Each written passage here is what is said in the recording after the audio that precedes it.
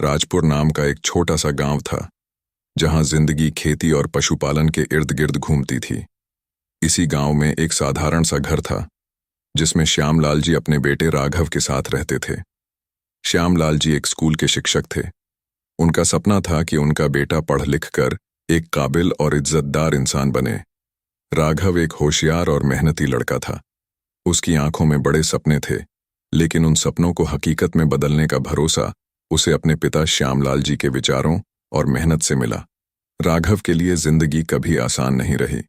श्यामलाल जी की तनख्वाह सिर्फ घर चलाने के लिए ही काफी थी, लेकिन वह हमेशा अपने बेटे की पढ़ाई के लिए कुछ अतिरिक्त करने की कोशिश करते। एक दिन जब राघव ने स्कूल से लौटकर कहा, बाबूजी, मैं टॉप करूंगा और आपका नाम रोशन करूंगा, तो श्यामलाल जी मुस्कुराकर बोले, बेटा, सपने देखना जरूरी है, लेकिन उन्हें सच करने के लिए मेहनत और ईमानदारी और भी जरूरी है। इस बात ने राघव के अंदर एक नई ताकत भर दी। स्कूल के बाद वह शाम को अपने पिता के साथ खेतों में काम करता और रात को दीपक की रोशनी में पढ़ाई करता। राघव के स्कूल के दिनों में उसकी एक ही दोस्त थी, नैना। नैना गांव के डॉक्टर की बेटी थी और वह भी बहुत होशियार थी। राघव और नैना की दोस्ती धीरे धीरे गहरी होती गई।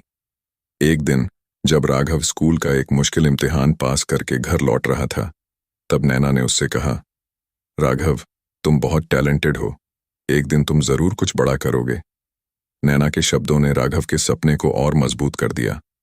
दोनों एक दूसरे के साथ अपने सपने साझा करते और एक दूसरे को प्रेरित करते। 12वीं की बोर्ड परीक्षा राघव के लिए जिंदगी का पहला बड़ा इम्तिहान था। पढ़ाई के दिनों में उसके पिता सुबह से लेकर रात तक उसका ख्याल रखते। एक रात जब राघव पढ़ाई करते करते थक गया था, तो श्यामलाल जी ने उससे कहा, बेटा, अगर तुम आज थोड़ा और मेहनत करोगे तो कल तुम्हारे अरमान जरूर पूरे होंगे। राघव ने परीक्षा में पूरे जिले में टॉप किया। उसका नाम अखबारों में आया और उसके पिता की खुशी का ठिकाना नहीं रहा। उसकी सफलता से गांव वाले भी गर्व महसूस कर रहे थे।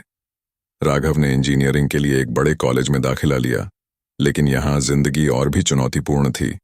कॉलेज के शुरुआती दिनों में उसे अंग्रेजी और बड़े शहर की जिंदगी के साथ तालमेल बिठाने में दिक्कत हुई, लेकिन उसने कभी हार नहीं मानी।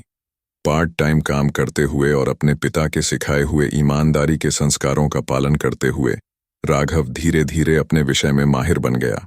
उसका एक खास प्रोजेक्ट था, जिसमें उसने सोलर एनर्जी के उपयोग से ग्रामीण इलाकों की बिजली की समस्या को हल करने का विचार दिया। यह प्रोजेक्ट राष्ट्रीय स्तर पर पुरस्कार जीत गया और राघव को एक बड़ी मल्टीनेशनल कंपनी से नौकरी का प्रस्ताव मिला। उस दिन उसने अपने पिता को फोन करके कहा, बाबूजी, आपकी दुआ और सिखाई हुई ईमानदारी की वजह से आज मैं यहां हूं। नौकरी लगने के बाद राघव ने अपने सपनों को सिर्फ अपनी जिंदगी तक सीमित नहीं रखा। उसने गांव लौटकर एक आधुनिक स्कूल और एक अस्पताल बनवाया। उसके पिता का सपना था कि राजपुर के हर बच्चे को पढ़ाई और हर व्यक्ति को स्वास्थ्य की सुविधा मिले। राघव और नैना की शादी हो गई और दोनों ने मिलकर अपने सपनों को आगे बढ़ाया। नैना एक डॉक्टर बन गई और गांव के लोगों की सेवा शुरू की। राघव और नैना एक टीम की तरह काम करते, जहां एक तरफ राघव तकनीक के जरिए गांव की सुविधाओं को सुधार रहा था और दूसरी तरफ नैना लोगों के स्वास्थ्य का ख्याल रख रही थी। श्यामलाल जी अपनी आखिरी उम्र तक अपने बेटे की सफलता को देखकर गर्व महसूस करते रहे।